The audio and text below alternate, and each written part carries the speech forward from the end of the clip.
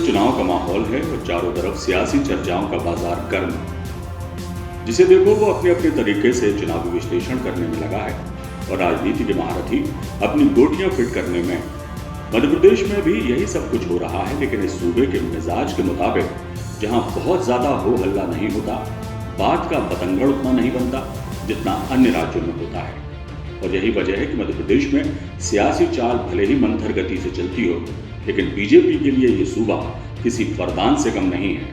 BJP MP को लेकर इतनी मुतमईन हो चुकी है कि इस राज्य में वो जब चाहे नए प्रयोग करने के लिए आजाद है और किसी का भी राजनीतिक भविष्य संवारने के लिए मध्य प्रदेश से मुफीद कोई दूसरा राज्य नहीं है। आज मध्य प्रदेश बीजेपी का ऐसा अवैध किला बन चुका है जहां सेंध लगाने की खुली छूट है, लेकिन हकीकत तो ये है कि कांग्रेस को छोड़ फिलहाल तो किसी में हिम्मत नहीं कि मध्य प्रदेश में बीजेपी का किला ढहा सके।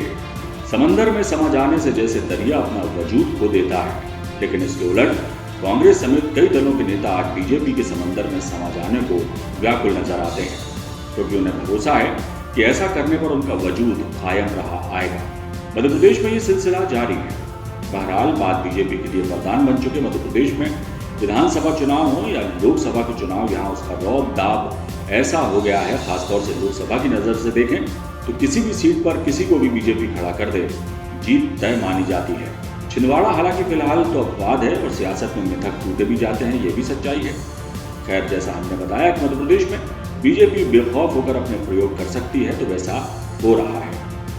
पार्टी ने इस बार आधे नए और आधे पुराने चेहरों को मैदान में उतारकर विरोधियों को चौंका दिया। इधर मध्य भारत प्रांत की बात करें तो 7 सीटों में से 6 पर नाम भी तय नहीं कर पाई है कांग्रेस। मध्य भारत प्रांत में भाजपा ने जिसे भी मैदान में उतारा वो जीत कर उभरा। इस बार भी जैसे कर्मचारी नेता के बतौर अपनी पहचान बनाने वाले दर्शन सिंह चौधरी नर्मदापुरम से चुनाव लड़ रहे हैं। महिला आयोग की पूर्व सदस्य लता वानखेड़े को सागर से चुनाव लड़ाया जा रहा है। प्रज्ञा सिंह ठाकुर भी ऐसा ही उदाहरण है, जिन्हें 2019 में कांग्रेस के कद्दावर नेता दिग्विजय सिंह के खिलाफ मैदान में उतारा और प्रज्ञा ठाकुर ने रिकॉर्ड मतों से जीत हासिल की। ये तमाम मिसालें बताती हैं कि मध्य भारत प्रांत में बीजेपी का दबदबा कितना बड़ा है और बीजेपी यहाँ हर तरह के प्रयोग करने के साथ किसी भी कार्यकर्ता को उतारकर उसे विजयश्री का तोहफा देने में सक्षम है। इतना ही नहीं, कमोबेश मध्य प्रदेश की हर लोकसभा सीट पर बीजेपी का उतना ही प्रभाव है और इस बार भाजपा 29 में से 29 सीटें जीतने के इरादे से मैदान में है। छिंदवाड़ा फतेह करने के कुल मूड में भी नजर आ रही है भारतीय जनता पार्टी, और जिस तरह छिंदवाड़ा में पार्टी ने अपना जनाधार बढ़ाया है उसे देखकर तो यही लगता है कि इस एक अदद सीट का मिथक टूट जाए तो कोई हैरत की बात नहीं। बाकी नतीजे इस बार भी देखना दिलचस्प होंगे, इसमें कोई दो राय नहीं है।